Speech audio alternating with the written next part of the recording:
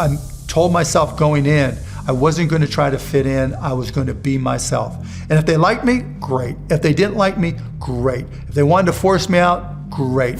I'm Mark Cuban, and I'm going to break down everything that goes into running an NBA team. So I bought the Mavs January of 2000. It was $285 million. I had just sold my company for $5.7 billion in stock. So I thought, why not? I didn't buy it as an investment. I bought it because I'm a basketball junkie. Basketball was life. I played pickup then, I played pickup now, was a season ticket holder. So I put my money where my mouth is, bought the team, and have had a blast ever since, but it was never because it was an investment, although it did turn out to be a pretty good one. My first goal when I bought the Mavericks was to change the culture. When you go into an organization, whether it's a company or basketball that has sucked for a decade plus, you can't just let things go on as they were. I remember meeting with the players and asking them, what are the things that you would change? There was a guy by the name of Gary Trent, and he was like, Mark, we get into some towns after a game, 2, 3, 4 in the morning. Have you ever tried to go get something to eat in Oakland, California at 3 in the morning? No disrespect to Oakland, doesn't matter what the city was, but the reality was the hotels we stayed at that time didn't have room service. They just got the cheapest price, and I was like, this is ridiculous.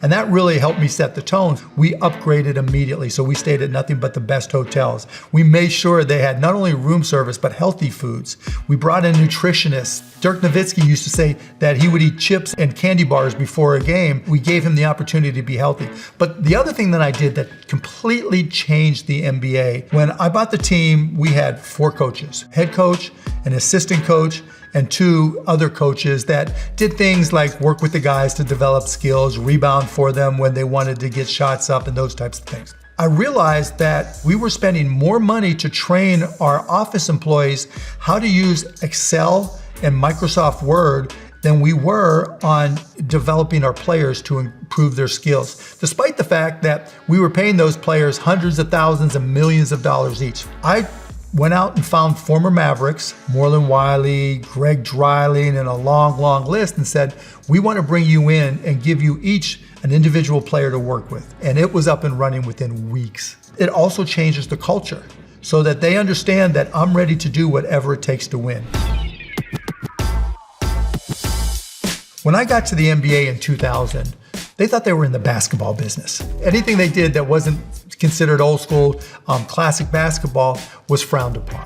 Back when David Stern, rest in peace David, was the commissioner and Adam Silver was second in charge, I used to say NBA, nothing but attorneys, because that's how they thought. Just like a bunch of lawyers, they didn't really think as entrepreneurs. You always have to know as a business what business you're in. The NBA and all the professional sports is in the business of creating experiences that are memorable forever. And professional sports are so unique because it's the one form of entertainment where that ball is in the air, you're down 1. And if it goes in, you're screaming and yelling. If you miss, it's the worst feeling. That's so different than any other form of entertainment. And if your team is good enough and you win a championship, they throw a parade. Google has a good quarter. Ain't nobody throwing a parade. So the hardest part when I took over the Dallas Mavericks were the other owners. They hated me.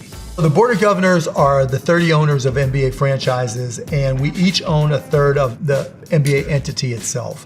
And we get together 2 or 3 times a year to discuss everything that's going on from the business and basketball side of the league. All the other 28 teams sat in a room and started grilling me with questions. Grilling me. Are you going to be like Jerry Jones? What are your goals? Are you going to be George Steinbrenner? Whoever. They wanted me to be like them. They wanted me to sit up in the suites and sign the checks. I literally remember walking into one of my first Board of Governors meetings and asking David afterwards, are we allowed to talk? And he's like, yeah, I want you to talk. I'm like, are you sure? Because it doesn't look like anybody else here is going to talk. He goes, no, Mark, that's one of the reasons you're here. You're a tech guy, you're a media guy. You understand things that these guys don't know. So I'm like, okay, you asked for it. Everybody else was in a suit and tie. I'm walking in jeans and a t-shirt, and they're all staring at me, and I didn't shut up for 24 years. I got fined a lot, but I didn't shut up. David Stern was a visionary, for sure. And he was smarter than me in a lot of ways. There would be rules like setting up our own website. No, you can't set up your own team website. You got to use NBA.com. I set up our own website. Because the thing with David is he had to deal with the other owners cursing him out, saying, why are you letting Cuban get away with this stuff? And so he had to take on that burden for me, and he did. He was a first-class guy, and despite our differences in what was finable and what should not be finable, he always had my best interest and the best interest of the NBA at heart. Different owners have different goals. My mission was to win championships. I really didn't care about the rest. I didn't try to maximize revenue. In fact, at one point we had $2 tickets. Then they got scalped too much, but I always wanted to make things affordable. I didn't want it to be about anything but fans having fun in the arena and the Mavs winning championships. What's changed dramatically over the years is the valuation of teams. It went from individuals being able to buy them to then corporations buying them as the prices trickled up to getting to the point now where there are ownership groups that are buying teams because it's really difficult for any one person to afford them. When you represent an ownership group instead of just yourself, you're probably not going to be as vocal. You're probably going to be a little bit more conservative in how you spend money because your partners don't want to have capital calls where they have to write checks because the team lost money. Because I remember my first 10 years, I never thought of the valuation of the team. It's changed dramatically. So in terms of my day-to-day responsibilities, when I first bought the team, I had a lot to learn.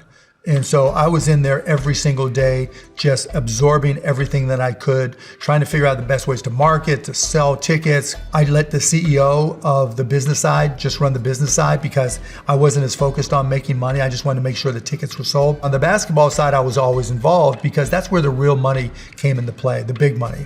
I mean, I remember in 2001, we traded for Juwan Howard and he had a $21 million a year contract. That's a lot of money now. That was incredible amounts of money then. To be able to say yes to a trade, you have to know the insides and outs of the collective bargaining agreement, the impact on your ability to make future trades, your draft picks, your cap room, all these little nuanced details matter. And so early on, I had to spend time doing that.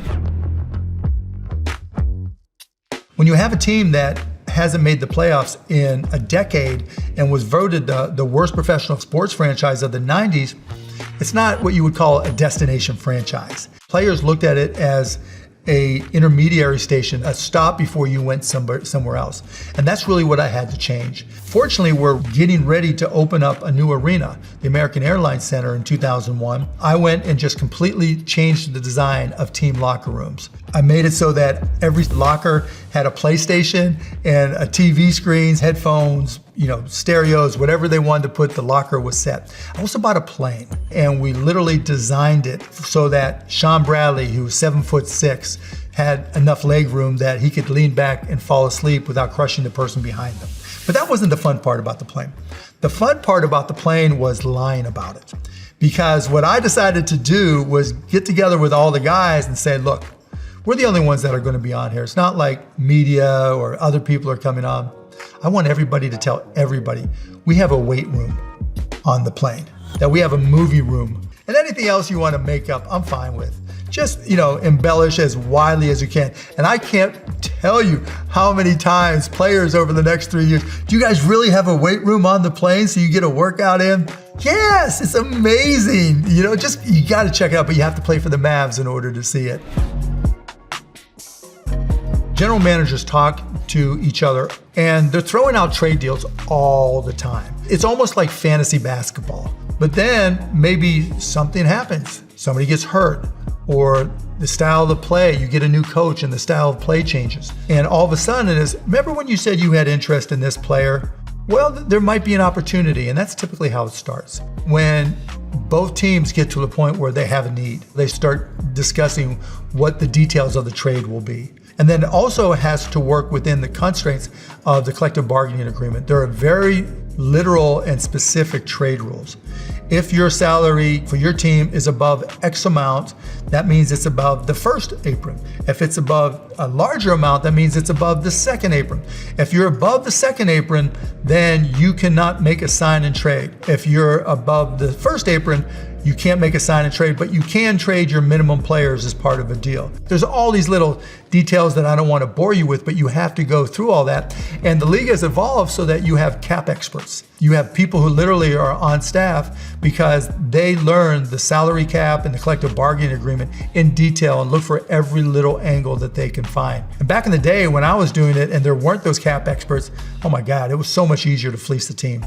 And then once you agree to the deal, you have to call the league and do what's known as a trade call. The crazy part is you still aren't sure it's going to leak to the media. I mean, I literally have had trades where here's the trade call, and before the trade call's even hung up on, the word is out. And that's how a trade works. The Mavs are probably 25 to 30% TV and broadcast, 20% of ticket sales, 30% sponsorships, and 25% merchandise and other. When I bought the Mavs, I immediately took the TV row seats, the seats where you're going to be seen on television, and jacked them up to $2,500. Across a period of time, I've had $2 seats, but they always got scalped. We had $10 seats up until about 5 years ago. But now to this day, we have at least 4,000 seats that are $29 or less. You always want to make it affordable relative to everything else. Season ticket holders are incredibly important. They obviously have the greatest commitment to your team, but from a financial perspective, they're your revenue base. They're the ones that you have your 10,000 or 12,000 or 14,000 tickets already sold, and also allows you to more easily set number of tickets you make available to the buying public. How does revenue share work? That's a good question. I'm not quite sure anymore because it keeps on changing. We'll see what happens now because of the new TV deal. Every time there's a new TV deal over the past 25 years, we always hope that teams don't lose money, but they still do because it's so competitive and you want to win so badly.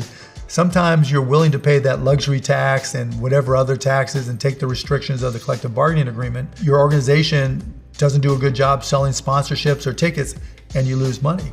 The NBA always benefited from a TV contract perspective from competition. Once things really took off in competition between TV networks like ESPN and TBS, that's when the numbers really started to get a whole lot bigger. And then fast forward to 2023 in particular, and you started to get interest from streaming companies, which created a really difficult situation for linear television because the best viewed events were sports. Linear television needed the NBA in particular because the NFL had already signed a big deal, and so that put the NBA in a great position to negotiate. To their credit, they put together a phenomenal $77 million 11-year deal. Is going to jack up revenues not only for teams, but the way the collective bargaining agreement is organized, players get 51% of that revenue, and so they're going to come out really, really well. So I sold a majority stake for a couple reasons. First and foremost, I can talk tech, I can talk media, entertainment all day, every day. But the world is changing and revenue sources are changing dramatically for professional sports. And now it's become as much a real estate business with the arena that you have being the center point for the real estate that you're going to build around it. I just don't know real estate at all. And so I made sure I sold to somebody, the Dumont family, who runs the Sands, who knows that stuff cold. And just as important, in a social media world today, the critics of the ownership of any professional sports team can be brutal. I don't want my kids potentially feeling the pressure to walk into my spot as owner and have to deal with that. When I bought the Mavs, it wasn't a financial investment, and honestly, selling it wasn't something I was excited to do, but I thought it was the right time to do. None of this was about economics. It was and is about matters of the heart. In terms of what's next, well, I'm still involved with the Mavs, so that's not gone. But really, where my focus has shifted, other than spending more time with my family, is costplusdrugs.com. I'm really on a mission to change healthcare in general, but the whole pharmacy industry, pharmaceutical industry specifically. We launched January 22nd of 2022 and have already completely turned the pharmaceutical industry upside down. When you go to costplusdrugs.com and you put in the name of one of the 2,500 medications we carry, we show you our cost. We show you our 15% markup.